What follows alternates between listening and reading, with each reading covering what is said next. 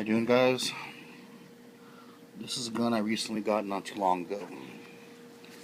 It's a Smith & Wesson 19.3 snub nose, 2.5 inch barrel. This particular gun was made in the 70s after I tracked it down. It has a pinned and recessed cylinder, pin barrel, recessed cylinder, as you see there. This is a fantastic gun. A friend of mine, I helped out his family with some stuff, and they were kind enough to give me a really good deal on that for helping them out with their computer needs. I'm kind of in the computer business, and this was part of my payment. It was a really sweet deal. Now, this particular gun, it's blued. As you can see, bluing's pretty good on this gun. It's at least about, I'd say about 90%, maybe 85. I don't know. Not an expert at this. Does have the Packmeyer grips on it instead of the standard wooden grips that you get with it. There's a rounded back, not a square butt. This is round butt, I believe as they call it, not square butt. This revolver is called Combat Revolver, Smith & Wesson Combat Revolver 19-3. Some guy named Jordan, I believe, was one of the fathers of the design of this particular weapon, and its use in law enforcement was very, very popular, from what I understand. And if you see here, you have a, I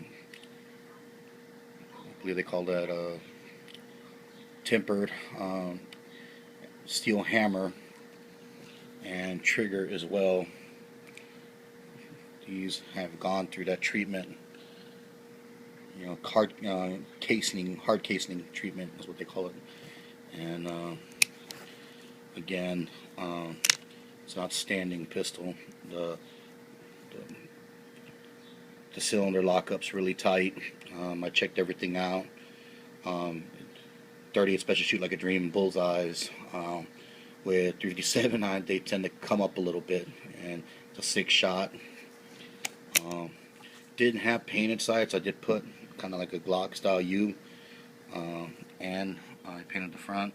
Did it myself with a red marker, with a paint marker.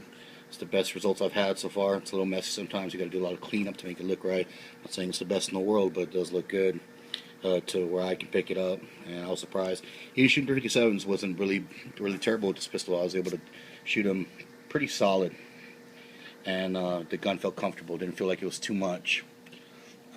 These are the rounds I'm using. These are 357 by Hornady, critical defense.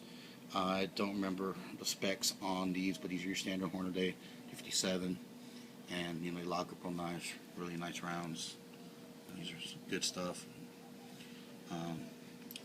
Some other ones you can get out there. This is what came with the pistol. These are Winchester. They blew like silver tips or something back in the day.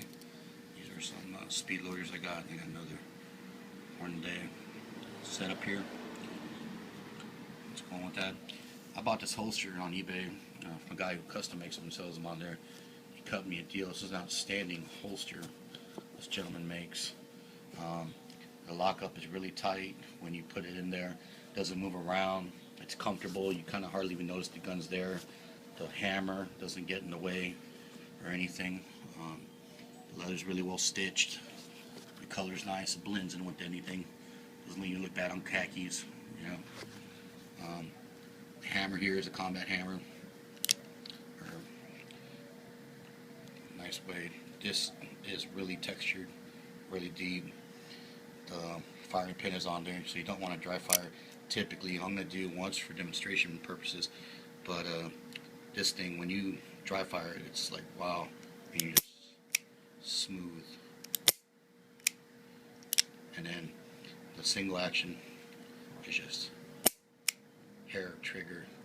I mean, you do not want to have your finger on the trigger. If you're pointing at somebody else, you're dead certain that you are about to use force, and are certain of the repercussions of that. I'm ready to deal with that. Again, this pistol is outstanding. I'm very, very happy with it. It's my first Smith & Wesson. Like I said, it was made in the 70s. I'm pretty impressed with it, man. Been wanting 327 for a while. Almost bought a 686 last year. I went ahead and ended up buying another 1911. But it's pretty content. Taking it out, cleaning it up. It needed a little work under the grip. It needed some rust. It needed to get removed. I got in there, cleaned all it out, brushed it all out, polished it up. This gun does get dirty easy. Your fingerprints do get all over it, unfortunately. But, you know, she's always fun cleaning up and polishing her and putting her away and all that good stuff we do. Let's see, anything else I can think of? What's going on here? No, I mean, you got combat sights, you know. You can adjust them here. There's a screw there for you to adjust them. I don't know exactly the function of that and what it does, up or down. I'll have to learn that.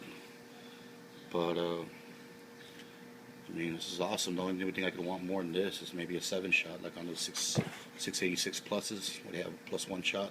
So it's a 7-shot total. And that's about the next gun, maybe an 57 I think I'm about picking up. Spent the Wesson 686. I'm going to try to find something older.